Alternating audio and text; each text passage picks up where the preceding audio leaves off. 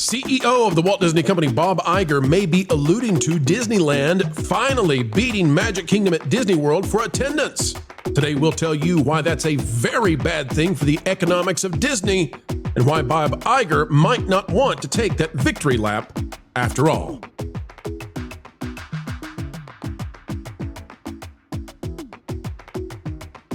Hello, folks, and welcome back to That Park Place, the channel that brings you all the news that should be fun. Bash Sky and Jonas J. Campbell are the humble correspondents who lead this channel, and I am but just a simple guest joining them. Folks, you can help us with our adventure in theme parks today by clicking that like button, sharing, subscribing, and drop a comment down below. We'd love to know what your thoughts are. Vash, Jonas, how are you today? Doing just fine. You are not but just. You are but our friend. But. Aw. Oh, there's a lot of butts in there. Well, you're my friend, Fro, and thank you so much for joining us here on That Park Place. Like you said, for all the news, it should be fun. That's right, folks. Let's dive into some of that fun news. This is out of Disney Dining. It's originally from the OC Register, but you know what? They got it behind a paywall, and Disney Dining decided they were just going to put it out there for the world to see. And since we're ethical hosts here on That Park Place, we decided to go to the one that has it not behind a paywall. Sorry, OC. Alicia Dunn, or Alicia, don't know, but Dunn has the article here. It says, for the first time in decades, the world's most visited theme park may be shifting coasts, and storms in Florida might be to blame. Ha ha! Oh, I can't wait to see what it is that's blamed on this. Disneyland in Anaheim, California is closing in on a historic milestone that could finally topple Florida's Magic Kingdom from its decades-long reign as the most attended theme park on Earth. I love how they don't yet know that this is like red alert, panic, panic for Disney. According to Disney CEO Bob Iger, the California flagship is pulling in almost 30 million guests annually, a bombshell announcement made during Disneyland's 70th anniversary celebration on July 17th. That number has never been officially achieved by Disneyland before, and if the estimate holds up, the original Disney park could finally snatch the global attendance crown from its East Coast sibling. Now, it goes on to talk about the numbers that we typically see and what it would take to beat Magic Kingdom and knock it off of its number one spot. Guess what, though? Here's the deal. Magic Kingdom is a much larger park than Disneyland. Disneyland was opened, I believe, Vash, at about 85 acres. It's added on the Star Wars area that gives it maybe 14-ish acres, so we're right at 99. Meanwhile, Magic Kingdom sits at about 107 acres originally and has tons of expansion area such that you could expand Magic Kingdom to be 150 acres without even having to destroy a single thing. So what does it mean if Disneyland, much smaller than Magic Kingdom, is able to beat it in attendance? Well, it means that Magic Kingdom doesn't have the numbers it needs to fill the theme park. It must mean that, right? Because that's the only way that you could have Disneyland beat Magic Kingdom. And I'll add one more thing, and then Vash will get you in on this. Mm-hmm. Disneyland does not account for anywhere close to the same revenues as Disney World. And it can't. It can't because when you go to Disneyland, what is there to do when you're done with Disneyland? Well, within the resort itself, you can go down to California Adventure. You could stop by some of the retail spaces, and maybe you're going to stay at a hotel. Whereas at Disney World, Magic Kingdom is the beginning to a variety, a vast array of experiences like Disney Springs, Epcot, Hollywood Studios, Animal Kingdom, Typhoon Lagoon, Blizzard Beach, and so much more. And that's why Disney World is the crown jewel in the economics of the entire Disney company. So it's not good for the crown jewel to lose in attendance, because that signals a major warning, I think, for the most valuable asset in all of Disney's portfolio. Vash, agree, disagree? Am I wrong? Am I raining on the parade of Anaheim? No, I think you're pretty much accurate right there. The economics is just very, very different between the two parks, right? Or two resorts, I should say. So Walt Disney World, you have I think almost 40,000 rooms on property, whereas Disneyland, you have just under 3,000 rooms between the 3.5 resorts that are on property. I say that because of the DVC tower that they just recently added.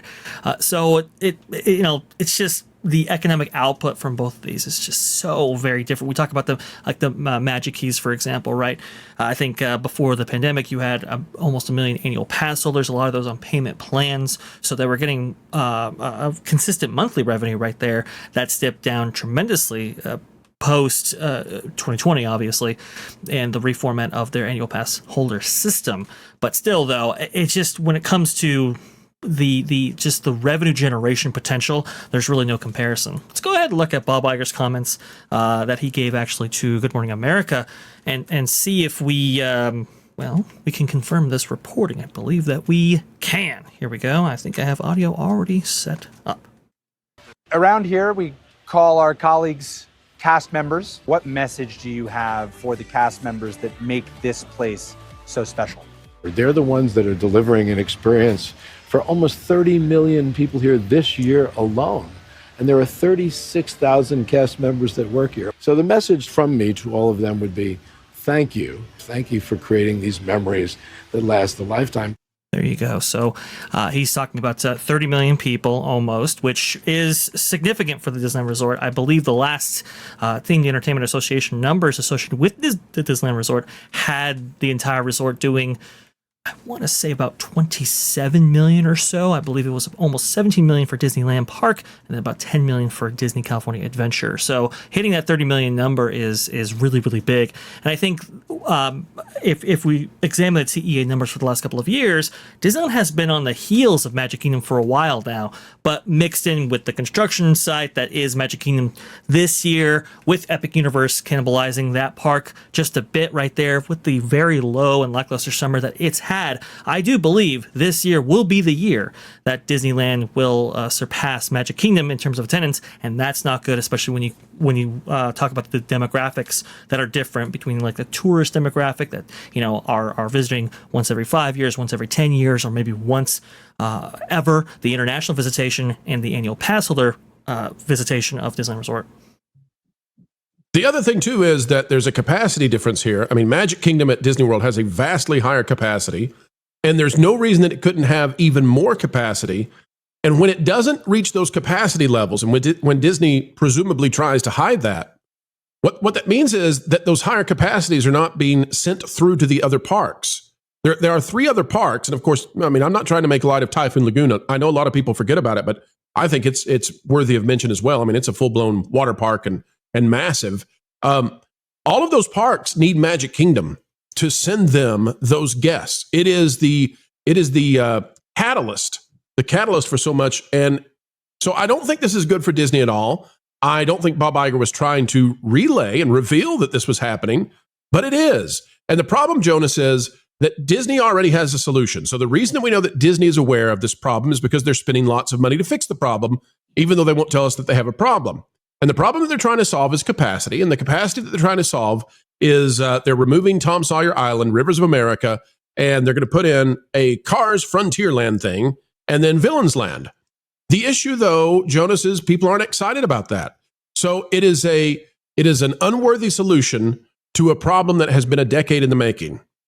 Well, it's also an interesting thing, of course, that they're not getting rid of Tom Sawyer Island, or they're not getting rid of the riverboat in the park that actually has the attendance. A fascinating thing between California Adventure and the projections for Epic Universe, they're about on par with each other as far as what they expect the attendance to be within the next 3 years. Magic Kingdom itself, that is, I've not been to Disneyland. I'm an East Coaster, and that's pretty common in the theme park space. One day I'll get out there. Probably I'll get to Epic Universe 4 times before I get out to Disneyland. Here we go again, folks. This is his passive-aggressive way of saying, send me to Disneyland. I know what you're up to, Jonas. Sure. But I believe there's a sentiment out there that Disneyland is like a squashed-down version of Magic Kingdom. Now, of course, there are people who prefer one park over the other. It's usually whichever one you went to first. That is the one that you prefer. But Disneyland is a smaller version of what they try to do in Magic Kingdom. It's like comparing Europe to America, where everything is just so spread out. You're absolutely just trying. correct. Did you bring the gasoline for the comment section? What is it you're up to, sir? You're just trying to start a war. No, I'm never. about to get in this right here with Jonas. just this 2 seconds here. Please go ahead, finish your point. It's just that Walt Disney World was made when the company was flush with cash, and they have the quote unquote blessing of size, which apparently doesn't affect the current Walt Disney Company because they have to rip things out before they put anything else in. here. The thing that I'm agreeing with Pro on this, though, with everything that's being torn out in Magic Kingdom right now in order to make way for rehashes of Disneyland and also this Villains Land, that is a show of weakness in Magic Kingdom. They aren't adding capacity because they need capacity. They are trying to change the park because they've realized that they've lost the vacation planning audience here. Vash and I have gone back to this statistic over and over again. In May, the number of the tax revenue from hotel stays in the Orlando area rose by 10% year over year, indicating about 500 million more in hotel stays in the area. But Disney saw problems with attendance at Magic Kingdom in that same time period. Some of that will be Epic Universe, and I think that's a reasonable explanation for that.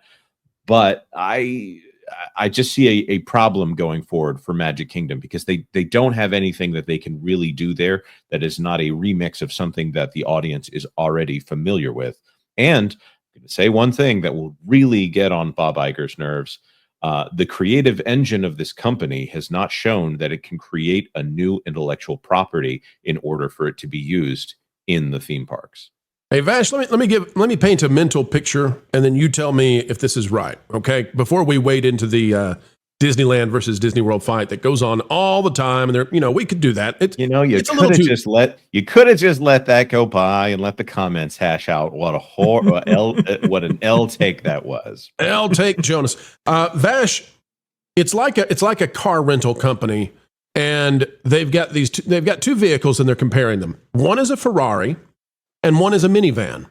And it's a souped-up minivan. I mean, it's nice. It is, I'm talking about mahogany on the inside, LED screens everywhere, lights like you can't believe.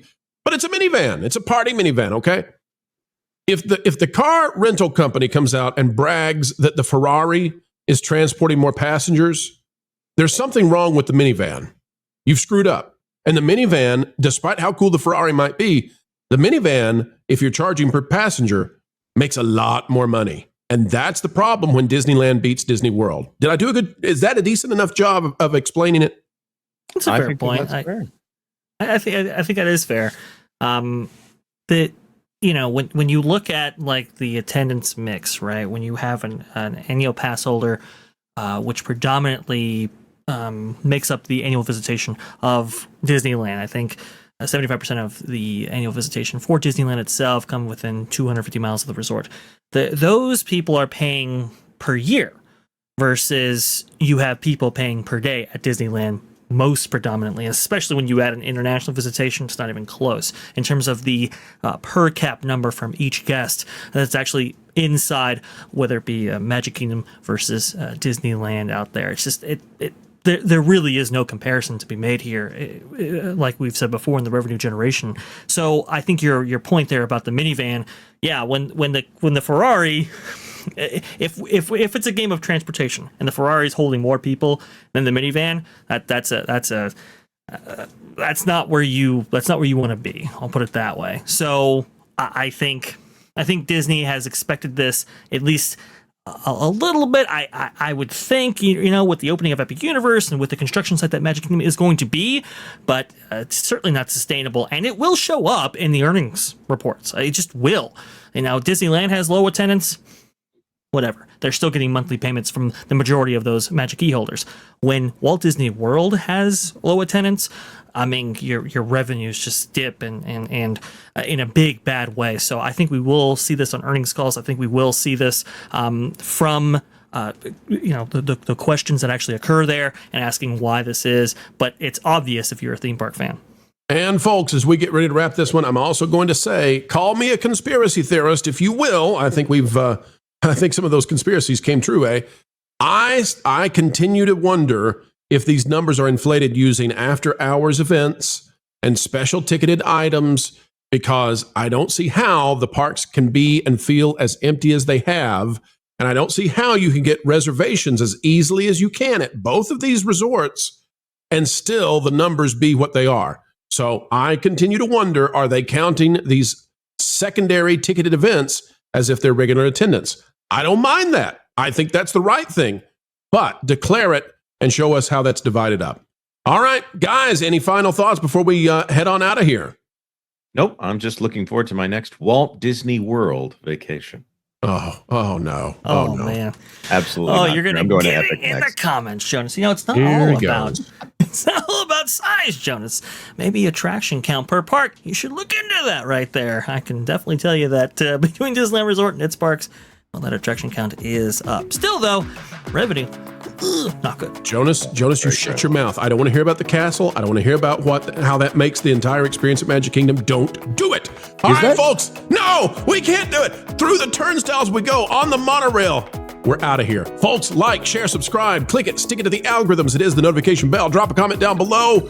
And please be kind and don't battle between the two parks. We love them both. Keep having fun, folks. Jump into the water. Why listen to music made by people and companies who really don't like you? Check out Vacation Radio today and prepare for all new content made by the people behind the WDW Pro channel. It's the place you need for all the music. That should be fun. Want it all, so I give them cannonball. Yeah. Hundreds of songs, every genre you can imagine. Listen live on YouTube and enjoy a set list that's always sunny. It's Vacation Radio. Arizona.